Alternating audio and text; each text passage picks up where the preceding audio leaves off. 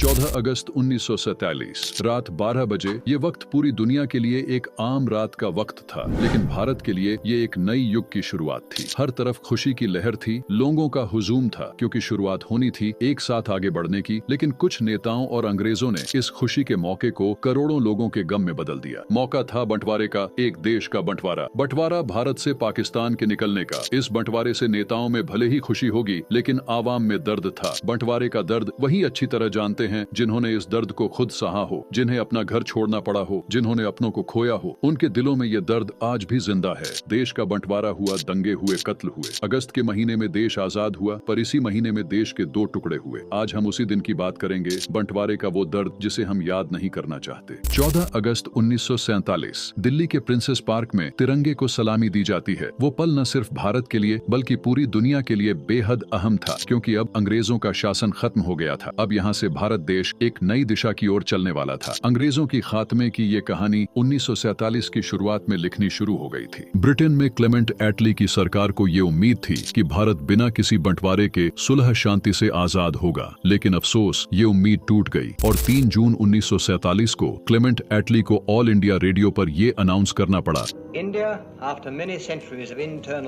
कि सदियों से टूटे फूटे हिंदुस्तान को हमने यूनाइट किया और हमें उम्मीद थी कि ये एकता देश के आजाद होने के बाद भी बनी रहेगी, लेकिन हिंदुस्तानी नेताओं को ये मंजूर नहीं है। इसीलिए हमारे पास देश का बंटवारा करने के अलावा अब कोई और चारा नहीं है। जिसका मतलब ये है कि ब्रिटिश हिंदुस्तान का राज 2 सरकारों को सौंप दिया जाएगा। इसके फौरन बाद पंडित जवाहरलाल नेहरू ने भी देश को संबोधित किया और कहा कि ब्रिटिश सरकार ने देश के कुछ हिस्से को भारत से अलग करने का प्रस्ताव दिया है और देश को आजाद करने की बात कही है। हमने उनकी ये बात मान ली है। हम खुश नहीं हैं, लेकिन हमें लगता है कि ये फैसला देश के भविष्य के लिए सही है। 14 अगस्त की शाम नेहरू अपने 17 करोड़ वाले घर पर इंदिरा गांधी और पद्मजा नायडू के साथ बैठे हुए थे कि तभी एक फोन बजता है। फोन रखते ही नेहरू का चेहरा लाल पड़ गया था और उनकी आंखें आंसुओं से भरी हुई थीं। लाहौर के नए प्रशासन ने हिंदू और सिख इलाकों के पानी की सप्लाई काट दी थी। लोग प्यास से पागल हो रहे थे और जो औरतें और बच्चे पानी की तलाश में बाहर निकल रहे थे, उन्हें वहां चुन चुन कर मारा जा रहा था। नेहरू इंदिरा को बोलते हैं कि ऐसे में वो अपने 15 अगस्त के भाषण को कैसे दे सकते हैं। वो कैसे कह सकते हैं कि वो देश की आजादी पर खुश हैं जबकि उनका लाहौर जल रहा है। तो इंदिरा गांधी कहती हैं कि आप अपने आज रात के भाषण पर ध्यान दीजिए। लेकिन नेहरू का मन अब उखड़ चुका था। फिर भी 11:55 पर सेंट्रल हॉल में नेहरू की आवाज गूंजती है।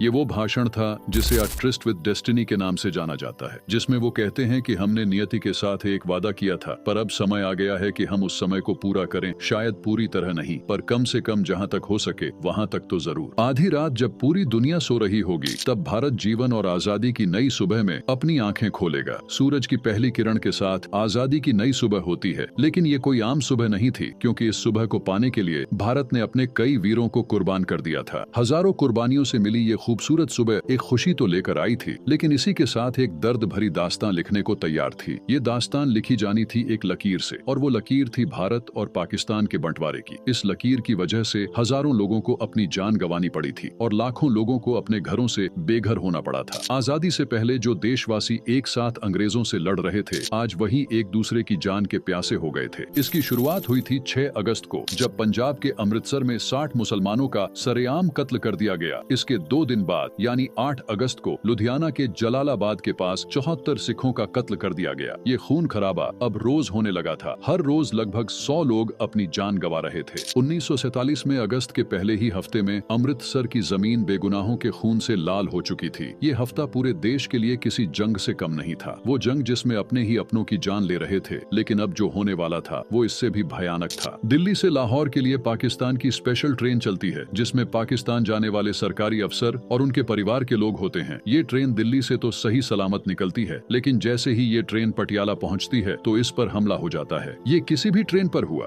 पहला हमला था। इस हमले में एक महिला और एक बच्चे की मौत हो जाती है। खबर जब लाहौर पहुंचती है तब बदला लिया जाता है अमृतसर से आने वाली पहली ट्रेन से। पहले तो लाहौर स्टेशन पर ही 43 हिंदुओं को सरेआम मार दिया जाता है, और फिर जब 13 अगस्त को लाहौर के मुगलपुरा स्टेशन से अमृतसर के लिए ट्रेन निकलती है तो उसमें अमृतसर कोई कोई भी जिंदा इंसान नहीं पहुंचता है। ट्रेन लाशों से लबालब भरी हुई होती है, हर तरफ खून और लाशें ही थी। इसके बाद ट्रेन पर यह हमलों का सिलसिला आम हो गया था। रोजाना लाशों से भरी ट्रेन भारत से पाकिस्तान, पाकिस्तान से भारत आ रही थी। लेकिन 15 अगस्त को हुए एक हादसे ने पूरे देश के होश उड़ा दिए। 15 अगस्त की शाम पाकिस्तान से जो ट्रेन अमृतसर के रेलवे स्टेशन पर आई, उसमें सिर्फ और सिर्फ लाशें ही मौजूद थी और ट्रेन के आखिरी डिब्बे पर एक पर्चा लगा हुआ था जिस पर लिखा था कि ये तोहफा है, ये तोहफा है पटेल और नेहरू की आजादी का। इसके बाद दोनों तरफ कोहराम मच गया। दिल दहला देने वाला वो नजारा ये बताने के लिए काफी था कि बंटवारा कितना सही था और कितना गलत। कल तक जो लोग एक दूसरे के लिए जान देने के लिए तैयार थे, आज वही एक दूसरे के जान के प्यासे हो गए थे। इस बंटवारे की वजह से हजारों लोगों को रातों रात पाकिस्तान से भारत आना पड़ा और वहीं हजारों लोगों को भारत से अपना घर बार, कामकाज सब कुछ छोड़कर पाकिस्तान भागना पड़ा। इस फैसले ने हजारों घर और परिवार तबाह कर दिए। वही बहन बेटियों की इज्जत लूटी गई और दोनों सरहदों को जोड़ने वाली रेलगाड़ियां हजारों लोगों के लिए जिंदा ताबूत बन गई। आज हम बेशक वो मंजर देख नहीं सकते, लेकिन जिन्होंने वो खतरनाक मंजर देखा है वो उसे याद करके आज भी सहम जाते हैं। ये बंटवारा नेताओं को उस वक्त भले ही खुश कर देने वाला था, लेकिन इतिहास में ये किसी काले अध्याय की तरह याद किया जाएगा। 1947 के बंटवारे का सबसे बड़ा दर्द महिलाओं ने झेला था। अनुमान है कि उस दौरान 75,000 से 1 लाख महिलाओं का अपहरण, हत्या और बलात्कार हुआ था। जबरन शादी और गुलामी की ये जख्म सब बंटवारे में औरतों के हिस्से में आए थे। वाकई 15 अगस्त की ये सुबह वो सुबह नहीं रही होगी जिसके लिए देश के वीरों ने अपना सब कुछ निछावर कर दिया था। भगत सिंह, राजगुरु, सुखदेव आजाद ने इस भारत का तो सपना नहीं देखा होगा। सोचिए उस दर्द की तासीर क्या रही होगी जिसने गुजियों की थाली और सेवाइयों के डोंगों की अदला बदली रोक दी, जिसने शाम नुक्कड़ पर मिलने वाले दोस्तों की यारियां छीन ली, जिसने मुसलमान भाइयों से उनकी हवेलियां हथिया ली, जिसने हिंदुओं के लिए लाहौर की गलियों की रोशनी खत्म कर दी। किन लोगों ने किया ये सब? देश 15 अगस्त को आजाद हुआ था, लेकिन देश के बंटवारे का ये जहरीला फैसला 18 जुलाई 1947 को ही ले लिया गया था। 18 जुलाई 1947 को भारतीय स्वतंत्रता अधिनियम को स्वीकृति मिली। इसकी नींव माउंटबेटन ने रखी थी। इसमें देश की आजादी के बदले अंग्रेजों ने इसके 2 टुकड़े करने की ठानी थी और इस काम के लिए चुना गया था लंदन के वकील साइरिल रेडक्लिफ को। वो रेडक्लिफ जो कभी भारत आए ही नहीं थे, जिन्हें न यहाँ की संस्कृति की जानकारी थी न यहाँ की तहजीब का इल्म था।